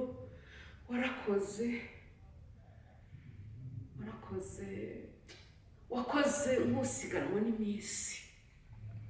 Iminsi yo kubaho kwawe wabibye imbuto z'urukundo, inkingi z'imitima yacu warazinyeganyeje. Abusize ni agahinda ni kenshi, amarira ni menshi, intimba yadushenguye umutima. ariko aho uri tuzi ko unezerewe hamwe n'abamarayika n'ibyiza bitatse ijuru. Iruhukire mu mahoro mwiza wacu, ruhukira mu mahoro ya Nyagasani. Tuzagukumbura, tuzahora tukwibuka. Ejo bundi rero ntashye baza kudusura, baza kureba aho dutuye. Ni ahantu muri Kinyinya hatanoroshye no kugera, ariko abakobwa barikoze baza kudusura, baza kudutaramira, turataramana kugeza bitinze cyane. Icyo nibukira kuri Kayitesi rero, Kayitesi umurebye wagira ngo ntavuga, wagira ngo ntakoma. Kayitesi yabaga yitonze, acecetse, ariko iyo yabumburaga umunwa abantu bose bajyaga kumutaka. Nicyo mwibukiraho, ni urwenya rwe, ariko nanone wanamurebesha amaso y'umutima ukamubonamo urukundo rwinshi n'urugwiro rwinshi, kandi akabyerekana akanabivuga. Kayitesi twaherukanye ubwo ngubwo, iyo gurupe niwe bamwitaga perezidanti, kubera ukuntu numvise dusa n'abashyikiranye nubwo tutari tuziranye cyane kurenza bamwe muri bo. Iyo nandikiraga abasobanya ni Kayitesi natumaga, naramwandikiraga nkamubwira ntimbwirire abandi bantu ibi, cyane cyane nko mu bihe bya commemoration byo kwibuka, cyangwa se no mu bindi bihe byiza, cyangwa se no kubakumbura gusa. Nagira akajambo ashaka kubabwira kakanyuza kuri Kayishu. Rero ibintu bya Kayishu byanyobeye. Ejo bundi ngiye kumva numva ngo yapfuye. Ntababeshya n'urupfu nta nubwo ari narwo runateye intege. Ukuntu yagiye adasezeye, ukuntu yagiye atavuze, ukuntu yagiye ari wenyine, narabyumvise. Nibyo byangoye umutima, nibyo sinzi uko nanabivuga. Kayitesi agiye adasezeye, mbaye gito navuga ngo ko ntamuzi kuva kera cyane kuki namumenye, ariko nanone mbaye n'umubyeyi gito, reka nshimishwe nuko namumenye, kuko hari umutungo namukuyeho, umutungo w'urukundo, umutungo w'urugwiro, umutungo. Iyo abantu bamaze gukura hari igihe bibaza ngo abana b'ubu, ariko Kayitesi, Kayishu nk'uko abo bana bamwitaga nanjye ndarifata, Kayishu yangoroye n'urubyiruko rw'ubu. Yabonye hakiri abana bazima, hakiri abana butuzi rwa Rwanda dufite abo tuzarusigira, bazi guseka, bazi gutarama, ariko bakanamenya no gukora. Kayitesi rero aragiye. Mbega abasobanya bagize ibyago mu kabyaro. Mbega umubyeyi wa Kayitesi ugize ibyago. Umuntu wese wamenye Kayitesi ndibaza ko aribwa mu nda. Irasoma igeza ivaho, ntangira gushakisha abandi bantu n'inshuti, atangira kutubikira gutyo nyine. Ariko nyine dusizemo icyuho ahantu henshi mu magurupe yose, aho bamwe bacikaga intege. Urabizi abantu benshi bateraniye kubana n'abandi babigoye, ariko we yageragezaga guhuza abantu, kandi akagerageza kwegeranya abantu. N'ukosheje Kayitesi ntabwo mwashoboraga gutindana mu kintu cyo kurakaranya. Byari biri aho bikarangirira aho ngaho, leta birangira. Ansigiye urwibutso rw'urukundo, ansigiye nubwo usubije amaso inyuma mwavuga ngo we yari yariteguye ariko ntiyarazi igihe. Rero asize message igaragaza ngo kubana n'umuntu ni iki, kubana n'abantu ni gute, kuko nicyo kintu ni impano ye, ni impano sinzi n'undi muntu biragoye kuba wabisobanura uburyo yabanaga n'abantu, akabasha kuba ufite abantu najyaga muserereza nkamubwira ni wowe admin ibihe byose. niba ufite abantu barenga 1000 ukontorora muri telefoni yawe, inshuro nyinshi ukamenya uko baraye, ukamenya uko biriwe, niyo mesaje igatambuka aho muhurira bakamenya ko umuntu aracyahari wa muntu. Ntabwo ari wa muntu wajyaga ngo yihugireho agende bavuge ngo ayimubye. Sinzi niba ari n'imishinga ye yabashaka gukora ko imyinshi yose yahurizagaho n'abantu. Imyinshi nibyo byose wasangaga no kurya ejo abantu bazabisubiramo. Ni umenya ni yashoboraga kumira abantu batariye, batamubonye, bataganiriye nawe. Kayishu ndamwizeza ko mbikuye ku mutima. Umurage buri wese arawufite ku mutima amusigiye. Mwijeje ko nzatera ikirenge mu cye, ngerageza gukunda abantu nk'uko yabitweretse kandi yabidutoje kuva mu bwana kurinda tugeze muri iyi myaka tugezemo. Kayitesi nkaba mwizeza ko nzagerageza, kuko ngiye kuvuga ngo nzabikora na Kayitesi nabambesha. Inshuti yasigiye, urukundo yatweretse, nzakomeza mbakunde abo yasigiye bose, kandi mubwira ko nzakomeza kumukunda. Kayitesi nzakomeza kumukunda, nzakomeza kumusabira. Kayitesi yaramaze iminsi asenga cyane, iminsi yose ikirite ya saa sita kugeza saa 7:15 ifaki yaba ari muri iriya misa. Randevu yose yagoye kugira ati tubona nivuye gusenga. Ugatatu iminsi yose kenshi yararapa minyoni. Ikibeho iyo haba event ntabwo yashobora kuyisiba.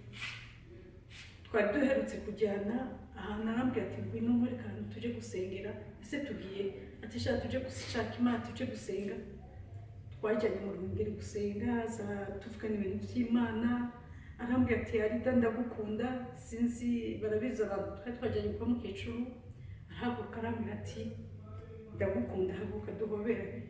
Sinari mbizi igihe uko ari message ariko Kayitesi nzakomeza gukunde, nzakomeza ngera ikirenge mu cyawe cy'urukundo. Umunsi umwe ku muri cya gitondo cy'umuzuko ndizera ko nzongera kukubona, tukongera tugahoberana.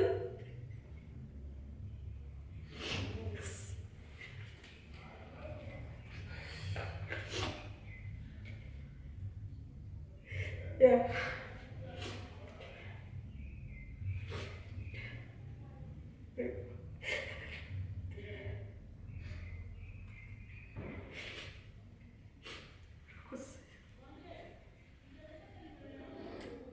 Kuri Assumption ya 2022 Kayisha aranyandikira yifuriza umunsi mwiza, nanjye ndamusubiza mwifuriza umunsi mwiza, ndagize Bikira Mariya.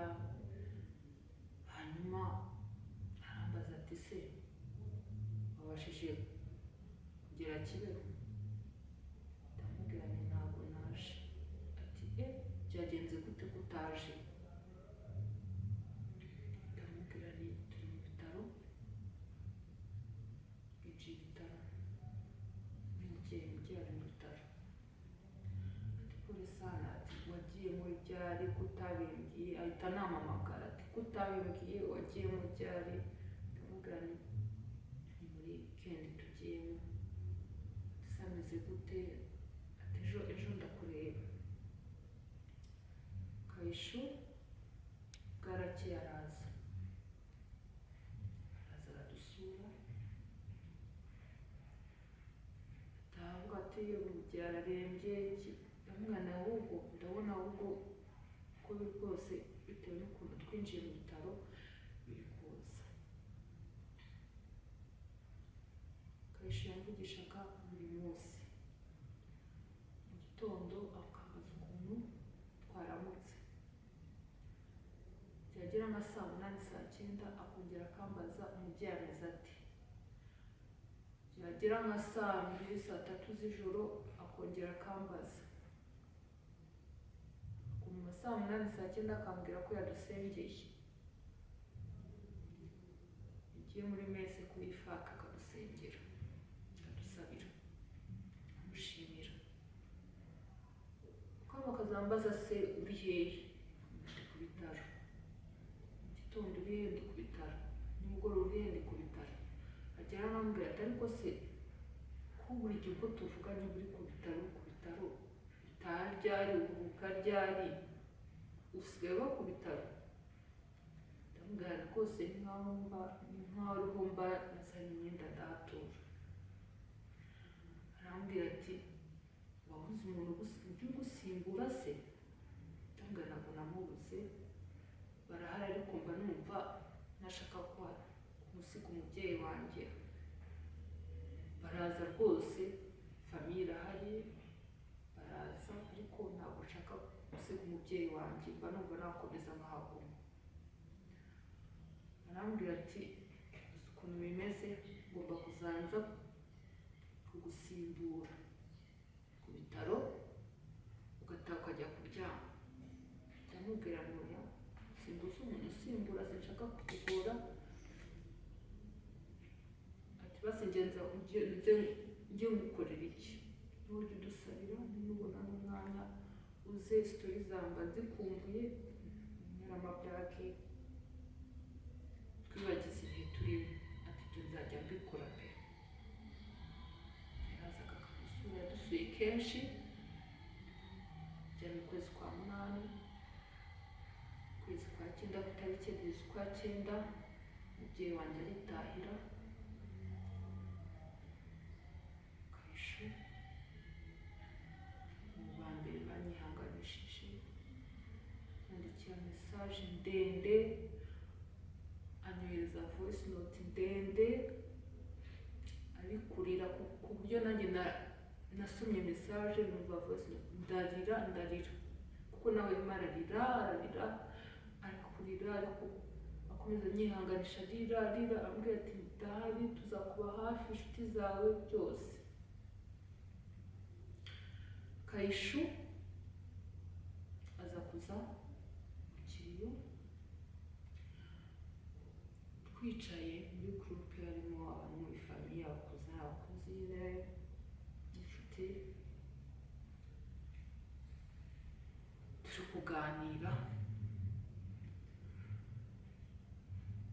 arakubwira ati twishimiye kubona ukomeye Kayishu aravuga ati nashimishije kuba ukomeye nari nzi ko ngusanga mu buriri utava mu buriri ntabwo ati ukuntu nkuzi ukuntu ugira ama emotion byarantunguye uburyo warwaje umubyeyi wawe ukwezi kose utahava kandi umuntu akaza agasanga urakomeye ntabwo wacitse intege ati n'ikintu kirenze cyashenguye n'ukuntu umubyeyi yagupfiye mu biganza ukaba ukomeye ati nari nzi ko nsanga warasaze neza ndamugana kubera Imana narabyakiriye nabanye nawe nangirana urugendo nawe kugeza rusoje kandi ndamugana ikintu cyanashimishije rwose nuko twarangije nawe urugendo rwe turi kumwe nari kubabara ahubwo ngasara ni bya bindi wajyaga umbwira ko mwajya musimbura nibaze iyo mbasohotse agataha agahita kari kumwicana ariko nibyo nasabye Imana byarabaye byose twibukiranya nyine ukuntu kumubwira ukuntu nahamagaye padiri mubazanye se iyo umuntu atangiye urugendo yatashye bigenda gute komeza uvuga ishapure ati ishapure muzayivuga ariko nugirirwa ingabire yo kumenya ko umubyeyi wawe atangiye urugendo agiye muzaririmbe credo abantu batari abakatolike credo ni indirimbo abakatolike bari guhamya kwemera twarayiririmbye turayiririmba ngo twarimo tuziramo Kayishu avuga ati niba ari ibintu byiza nk'ibyo pe umubyeyi yatashye neza no gusobanura gusa Imana y'ibiremwa ni umutuzo aheza abantu baravuga ngo iyo umuntu apfuye ajya mu ijuru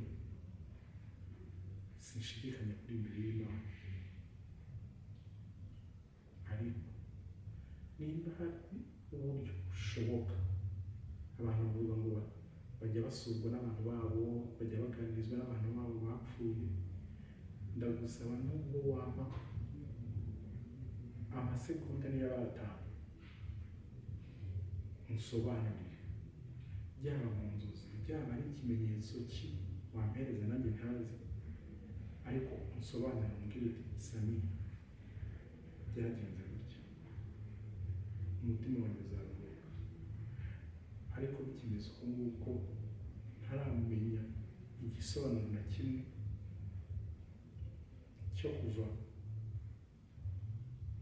ku wa kabiri saa munani kugeza ku cyumweru, sinzigera numva umutima wanjye utuje n'umunsi wa rimwe, ko mfite igikomere kandi mfite na vide mu mutima wanjye, ntazi uburyo ki izigera n'umunsi wa rimwe yuzuye. Birangoye kubitekereza, gusa Imana igutuza heza.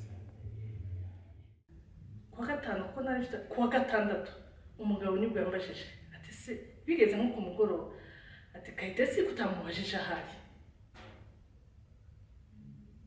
Tumubwira Kayitesi ntabwo uzi yuko kuva ejo ntaramubona n'ejo bundi ntamubonye, ati yamagara Kayitesi. Nambwira Kayitesi rero kuwa gatandatu aya masaha ubwo ntamubajije kare, sindi mu mutore, sindi munamumenye ahari, telefone irasona ntiyayifata, ndavuga nti buriya Kayitesi ariyo kipe cyangwa afashe izindi gahunda nawe sinkamenye.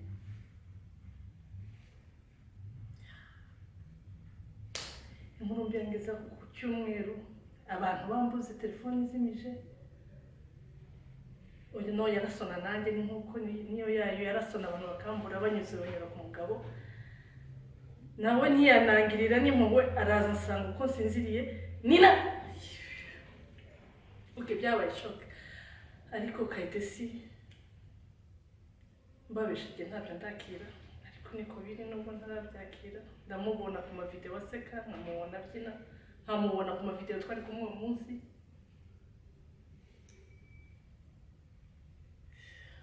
Imana imwakire, Imana imuhire uko bidashira. Ejo rwarananiye kurwakira ko narumenye ejo, nshaka kuza kumutaramira hamwe n'abandi, yewe ngeze mu modoka birananira subira inyuma. Ariko uyu munsi abandi bana bari bambajije niba nshobora kugira icyo mvuga, usanga nanone ntabireka kuko uko namumenye nta magambo nabona yo kubivuga, nta magambo nabona yo kubivuga. Kayitesi yari umukobwa wuzuye. Mu kanya hari umwana wagize témoignage avuga ati Kayitesi asa naho yari message y'Imana, afite ubuzima bwuzuye kandi bwihuta kandi bunacecetse, ibintu bye byari bicucitse. None rero wenda reka tubifate nk'aho ubutumwa bari bamuhaye, ijuru ryari ryamuhaye burangiye, arabudusigiye, adusigiye urukundo, adusigiye urugwiro, adusigiye byinshi cyane. Ukuntu agiye numva nabyo ari isomo. Ngaho rero niho nabwira abasobanya nkunda kandi ndabakunda cyane, murabizi. Mwokagira abana mujye mutanga amakuru, muvugane, mutelefone, mwandike, ariko ntimukamare iminsi ibiri mwataza amakuru y'undi. Nibajije ukuntu Kayitesi agiye nta muntu baheruka kuvugana, numva ndakangaranye. Simvuga ngo bizaba no ku bandi, ariko umuntu ashobora no kugira impungenge. Mujye muhana amakuru, muganire, iyo n'umuntu atagira icyo ushaka kuvuga gikomeye, ariko utanga amakuru, uramukanye. Ndumva nabuze n'icyo mvuga, ntabwo byoroshye kuvuga Kayitesi nubwo namumenye imyaka mike, ariko ejo nararize nk'umwana, sinzi ukuntu nabisobanura. Kayitesi rero umukobwa mwiza, uradukomereye yombi, nta shiti wagiye mu ijuru, aho dusize urahazi, udukomere yombi, urwo rugwiro watweretse ruzabe impamba y'imitima yacu, tuzajya duhora tukwibukiraho. Imana ikwakire nako yakwakiriye, ntabwo tuzakwibagirwa, ntabwo tuzakwibagirwa. Mu ijuru ugenda usobanura aho turi, usobanura u Rwanda n'abarutuye. Gahora biba umukobwa mwiza. Ndababara ibyo binkomeza, ni nawe ubundi vuga ijambo, ni ubuzima bwo kuba imfubyi azira natangiye nyine ninjye nzabumenyera kubera Imana. Yivuga iryo jambo Kayisha aravuga ati uvuze ngo iki? Ati ndakujije n'undi munsi sinzongeye kumva uvuze iryo jambo kuba imfubyi azira. Ndakomeze sibyo, imfubyi azira nyina yindi ni none nabaye azira. So ababyeyi bose ntibitahiye, umuntu arisigaranye tubana n'abaratashye. Ati ntabwo njya sinzongeye kubyumva, sinshaka kubyumva. Ndavuga nose ko n'abandi babyeyi bahari, ababyeyi muri famiye barahari, inshuti, ariko ntabwo bikuraho ko diazero ubwo abantu turi kumwe bari no guseka bari kuvuga ati ariko amaterme yaje azero ati disi ati yo ndi kubana rwose n'abantu muri club ya azero banyakire. Kayisha ahita avuga ati ndakubujije atahubwo reka mubwire ngiye kwa dogita. Ni ngaho se ati rwose ngiye kwa dogita, ngiye kubera mama, ugiye kuba umukobwa wanjye. Ati nubona nitumara kuva kuri anterema tumaze gushyingura umubyeyi, ati uzahita umenya ko kuva ubwo yo kunyita mama agiye kuba mama. Sinshaka kongera kuzumva uvuge ko uri imfubyi azero kandi ufite twicaye hano muri famiye n'abashuti. Ngiye mwumva ko Kayisha kubera ukuntu muzi agira urukundo, ababanana nawe, akishimana nawe, ari kumbwira iryo jambo kugira ngo rimonsore. Numva nyine ari byo mukiriyo, ko akunda abantu mukiriyo baguha ihumure, numva ari byo mukiriyo.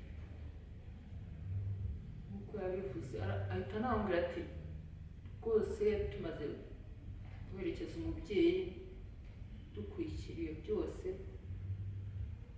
tuzanagutembereza kuko hari undi mupapa w'umushuti wacu. Ahita avuga ati okay, niba uzana mama ati ko nanjye nzaba papa, ati kwanza tuzahita tunagusohokana.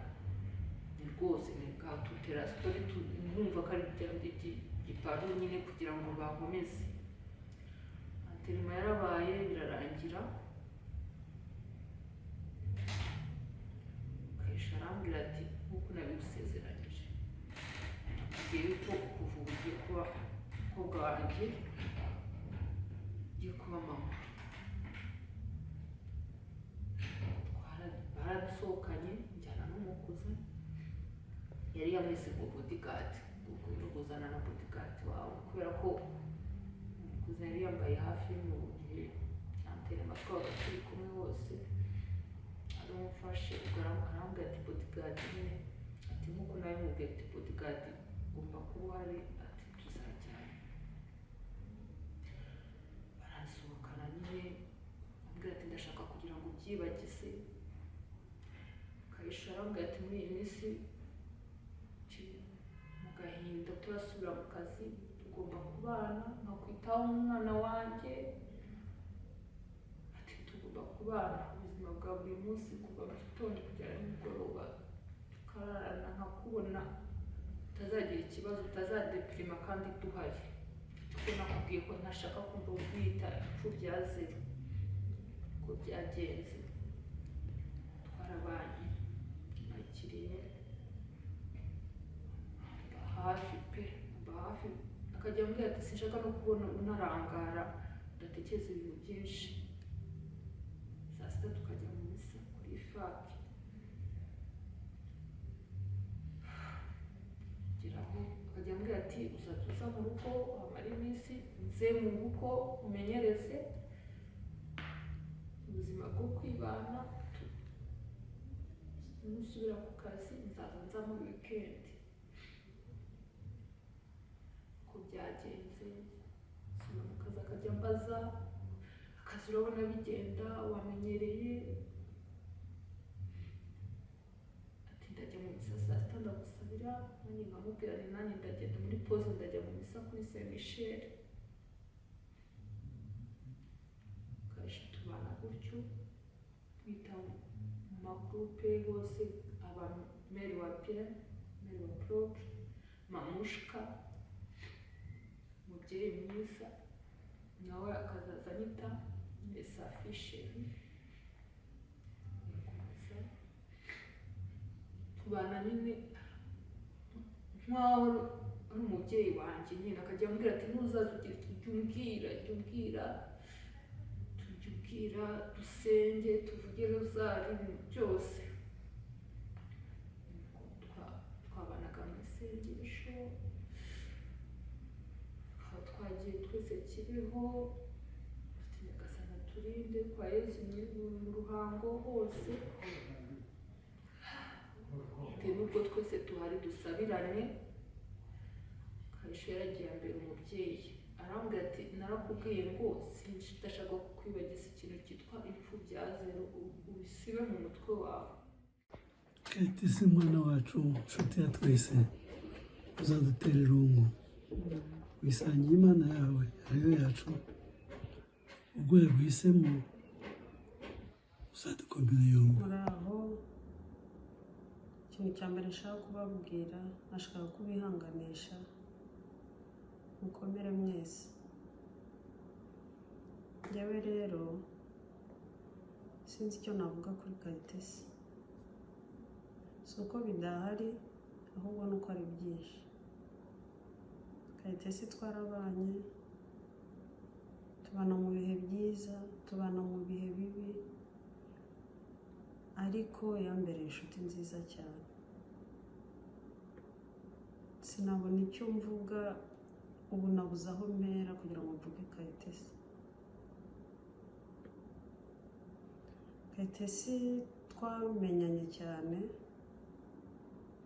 nko muri 1995, yari inshuti na mukuru wanjye cyane, bakajya baza mu rugo bituma nanjye aba inshuti yanjye. Bigeze nko muri 1998 mukuru wanjye ajya hanze aramusigira, turabana turakomeza turabana. Uko Kayitesi yarameze icyo gihe ntiyigeze ahinduka,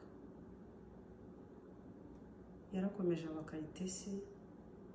Yari umuntu ugira ibyishimo, yari umuntu ukunda abantu, yari umuntu ntabwo yarakaraga ngo umunsi ushira kirakaye. Niyo mwagiraga icyo mupfa bwaracyaga akaguhamagara bikamera nkaho nta n'icyabaye rwose. Yagenze mu rugo agera aho aba nk'umuvandimwe, ku buryo abana banjye bambwiraga bati mami Kayitesi nawe ni sister wawe, ngo kuva twamenya ubwenge twabonye Kayitesi kugeza n'ubu. Ntabwire nti ni sister wanjye. Turakomeza turabana tukajyana ahantu hose, abatuzi banzi na Kayitesi turi kumwe, ahantu hose twabaga turi kumwe, hose ku buryo hari n'igihe yampamagaraga akambwira ati uze kuncaho, ntabwo nshaka kwirirwa mu rugo, ndashaka ko twirirwana. Nkagenda nkamufata tukirirwana tugakorana akazi kose kugeza nimugoroba. akaba ari n'ubwo dutahana. Yari afite icyumba cye mu rugo cyitwaga icya Tantine Kayitesi. Nuko akajya ambwira ati ariko se ko ari njyewe ufite w'inshuti yawe gusa, umunsi napfuye uzabigenza gute? Ati wajya uza tukagenda nkakwereka n'izindi nshuti. Ngaseka nkagira ngo ni urwenya, tukabiteramo urwenya bikarangira.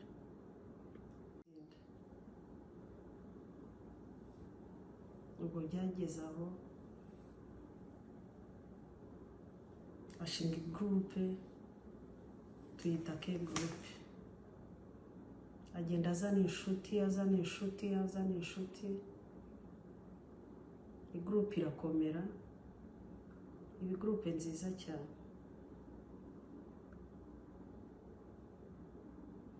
Muri iyo gurupe iyo twaburaga Kayitesi wasangaga abantu bose baza bati Kayitesi arihe, Kayitesi arihe, ariko akenshi ntabwo yakundaga kubura kuko ni nawe washyiragamo imbaraga cyane kugira ngo duhure. Ariko ntabwo byoroshye kuzabaho umuntu adafite Kayitesi. Ku ruhande rwanjye byo biragoye cyane, ariko nta kundi tugomba kubyakira kandi tukihangana.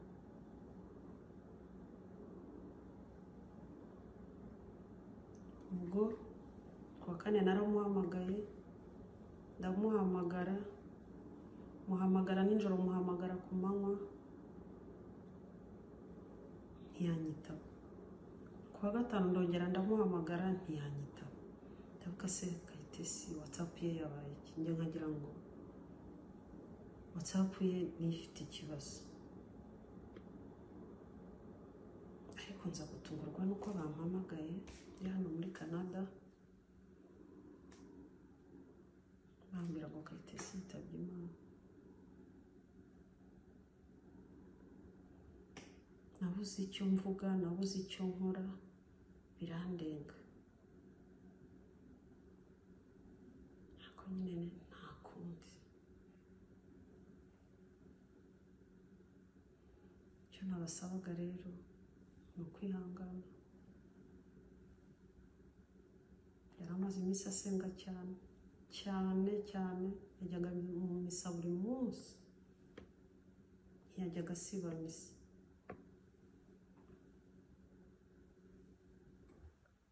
Ubwo tutazi ko byamugendekeye, adusize mu rujijo, ariko twizeye ko ari mu ijuru. Kayitesi Imana imwakire, imuhiruko ridashira, kandi namwe mukomeze kwihangana.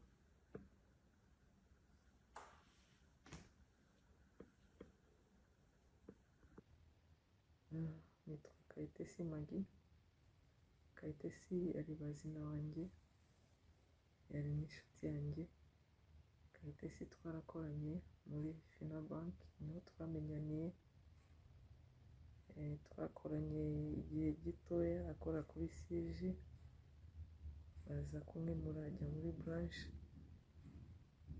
hanyuma ava muri branch agaruka kuri siege akanya gatoya, arangije aza kuva muri banki ansigamo. Ariko nanjye naje kuva muri banki, nyuma yaho dusa naho tuburanye gatoya cyane, ariko hari umusista wagize igitekerezo, twakoranye muri Fina, akora urubuga rw'abafina ladies, abakobwa bakoze muri Fina banki, ararukora adushyiraho twese. Uko niko twisanze ku rubuga na Kayitesi. Kayitesi ntabwo yari admin w'urubuga, ariko yari umujyanama, akaba organizer. Kayitesi yari azi kuorganiza ibintu. Kayitesi hari igihe twajyaga dufata gahunda zo gusura abantu, tukahuzagurika ntituhuze amatariki. Urabona abantu baba baragiye ahantu hatandukanye bafite gahunda zitandukanye, umwe akaza ati ngewe sinzaboneka iki gihe mubishire ikindi, undi akaza ati nanjye iyi tariki simpari mubishire, ugasanga ntabwo duhuza, ntabwo twajyaga duhuza. Kayitesi akatwihorera igitondo kimwe, Kayitesi akabyuka ati mwampyisi, ati mubona tuzahuza gahunda gute? Buri wese aba afite gahunda ye, mureke abazaboneka baboneke, abatazaboneka nta kundi. Ubwo Kayitesi akabijyamo umwanya mutoya akabyorganiza kandi bigakunda, ababoneka bakaboneka, ababura bakabura, ariko ibintu bikaba. Ariko byabanje kunanirana, byananiranye. Kayitesi rero yari umuntu ukunda abantu. Kayitesi yakundaga ubuzima, Kayitesi agakunda gusabana. Kayitesi za aniveriseri zose yabaga azizi. Hari igihe agaca mu gikari akababwira ati muzane amafaranga tunezeze undi mwana, ukajya kubona ukabona bagukoreye surprise, byose byaturutse kuri Kayitesi. Akiruka mu by'indabyo, akiruka mu bya kado, akiruka mu bya gato. Kayitesi akaba ashaka kunezeza buri wese. Kayitesi yari umuntu wakundaga gutanga care, yakundaga care ariko nawe akakunda kuyitanga. Kayitesi rero yatubereye mwiza, yatubereye umukobwa mwiza, yatubereye urugero rwiza. Kayitesi mwaba mumaze iminsi mutavugana cyangwa mutabonana, nta event runaka ihari, ukabona Kayitesi araguhamagaye akakubaza ati si bite, umeze gute, uri amahoro? Mbese Kayitesi yari umuntu uba ushaka kumenya ubuzima bwa buri muntu uko ameze, akita ku bantu bose. Kayitesi akabana n'abantu bose, akabana n'abakire, akabana n'abakene, akabana n'abantu bakundika n'abadakundika. Ngewe hari igihe najyaga mubaza ariko se ubigenza gute, n'akanaka muvugana iki? Akaseka akanyihorera. Kayitesi rero turamubuze, tubuze umuntu w'ingenzi. Ndibuka ejo bundi kuri aniveriseri mu kwezi kwa gatanu,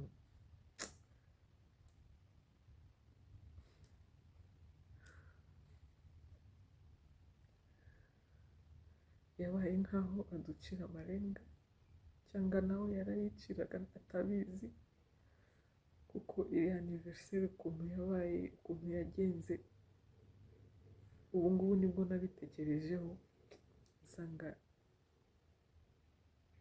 asa nkaho yari azi ko ariyo ya nyuma.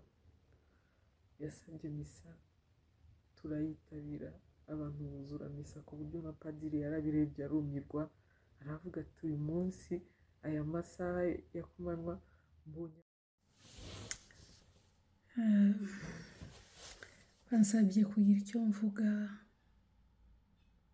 ku byerekeye umuvandimwe wacu Kayitesi.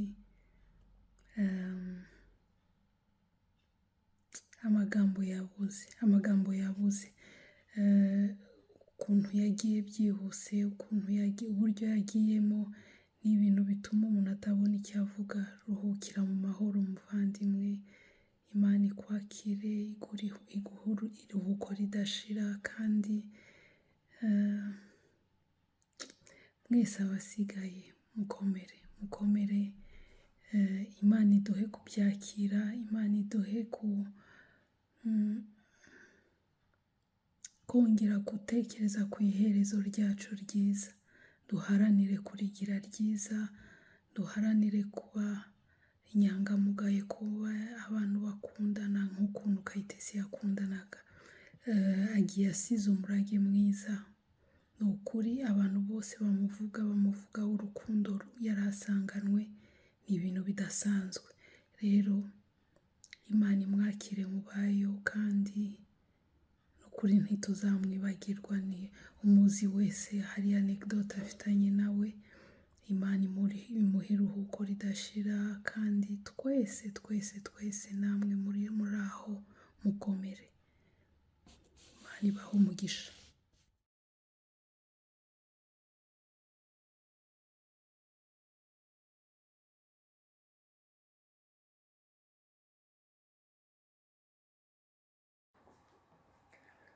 Mwiriwe. Nagira ngo nifatanye n'umuryango wa Kayitesi muri ibi bihe bikomeye. Bavuze umuvandimwe, umwana wabo, inshuti yacu. Message yanjye nifuza kuyitanga mu izina ryanjye bwite, nk'umuntu wari inshuti ya Kayicu, ariko ndanayitanga mu izina ry'umuryango twari duhuriyemo, umuryango wa Impore Nyakabanda, ubarizwamo abarokotse jenoside yakorewe abatutsi mu cyahoze ari secteur Nyakabanda. Ni umuryango Kayitesi yari afitemo uruhare rukomeye cyane. Umuntu wadufashaga guhura no guhuza ibitekerezo mu bihe byo kwibuka, akabigiramo uruhare rukomeye, akangurira bagenzi be kwitabira ibikorwa binyuranye twabaga twateguye, agira uruhare mu bikorwa nyirizina byabaga byakozwe muri ibyo bihe. Kayitesi yari inkingi ikomeye ya Impore Nyakabanda. Kumubura rero ni igihombo gikomeye mu muryango wacu.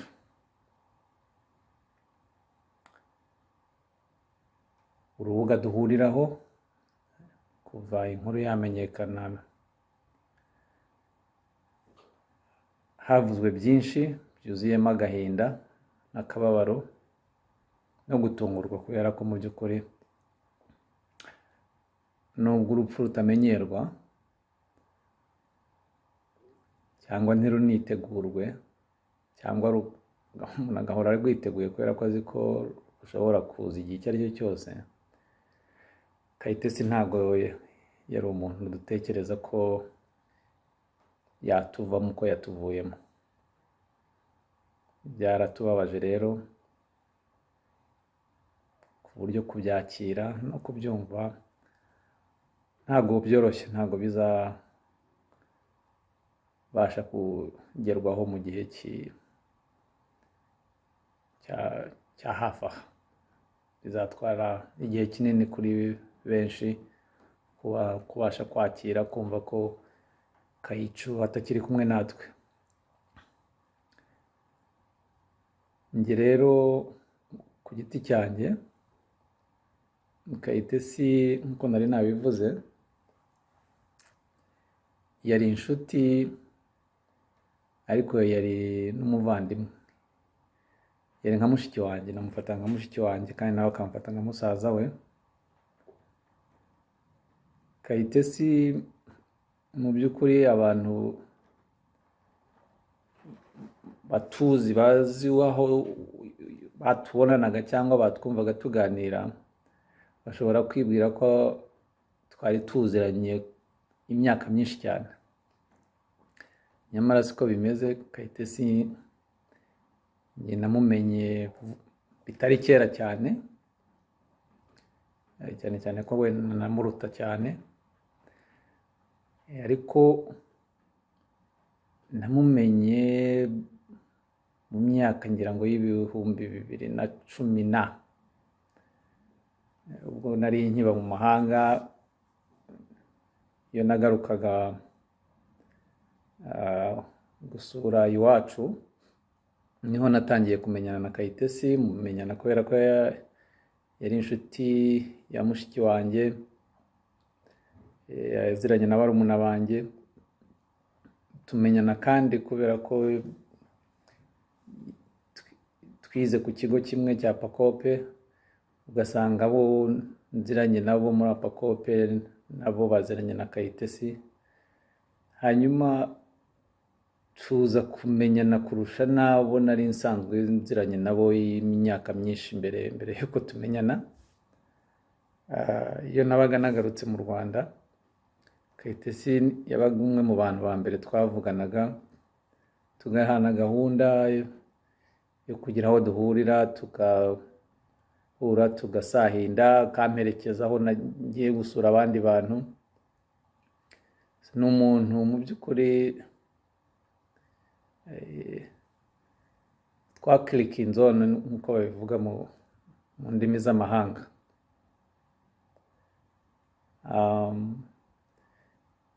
Ndibuka ubwo natahaga nongeye kugaruka gutura mu Rwanda, ari mu bantu bamfashije kongera gusatoringa kumenyera Kigali, kubera ko kenshi yansabaga ngo dusohokane tujye kureba aho bacuranga, aho babyina za gakondo. Kumubura rero mu by'ukuri ni agahinda gakomeye. Ntabwo Kayitesi yari uwo kugenda iki gihe, nubwo Imana ariko ishobora byose ibizi impamvu yabyo, ariko njye nk'umuntu, twe nk'abantu, ntabwo twabyakira. Ntabwo ari ibintu byoroshye kumva ko Kayitesi atakiri kumwe natwe. Inkuru y'urupfu rwe nayimenye nabwo bitunguranye, abandi bantu batangiye kuyimenya. Umuntu tubana muri Mpore Nyakabanda arampamagara, aranyandikira kuri WhatsApp. Kayitesi nanjye ari mushiki wanjye,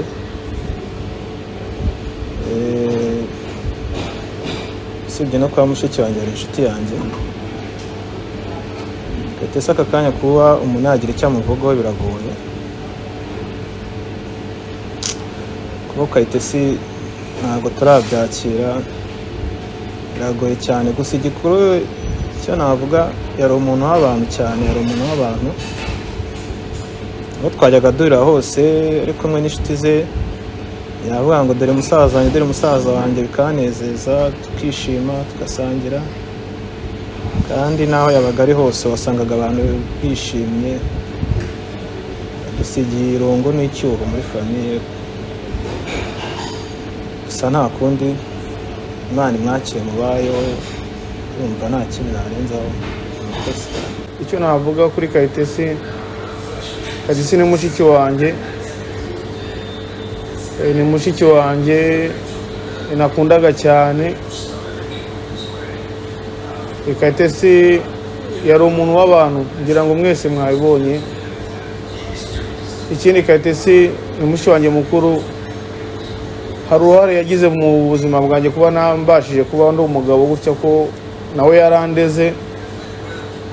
Mu gihe ababyeyi babaga badahari, ntiyaboraga kunyaha, wenda hari agakosa nkoze.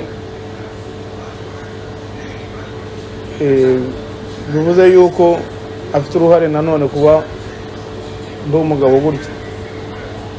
Kayitesi twabanye mu bihe bibi n'ibyiza, aho nagize urubanza rwose yabaga hari. Inama zose za famiye zose, aho ibyakenerwa cyose Kayitesi yabaga hari, ari ababyago, ari ibyiza, Kayitesi yabaga yitabiriye. Ku ruhande rwanjye, twese niyo nzira ni waba twese koko, ariko hari iyo ubuze umuntu wawe nyine birababaza. Njye byarandenze kubyakira, byaranze pe cyane cyane. Gituma ntabyakira nuko mushiki wanjye uburyo yitabye Imana ntabwo ndabyumva n'ubu ngubu. Wenda iyo aza kuba yararwaye umuntu akamurwaza byari kumvikana, ariko mu masaha ya nyuma yabuze n'uwabwira ati wenda nzanira n'amazi. Nicyo kintu kiri kumbabaza cyane, sinshengura ku mutima. Iminsi ine yose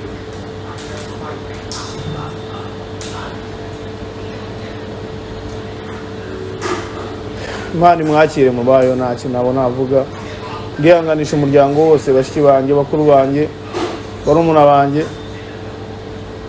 basigaye ni icyuho mu muryango, tuzahora tukwibuka iteka ryose Kayitesi. Imana ikwakire mu bayo, nta kintu nakusabira Imana.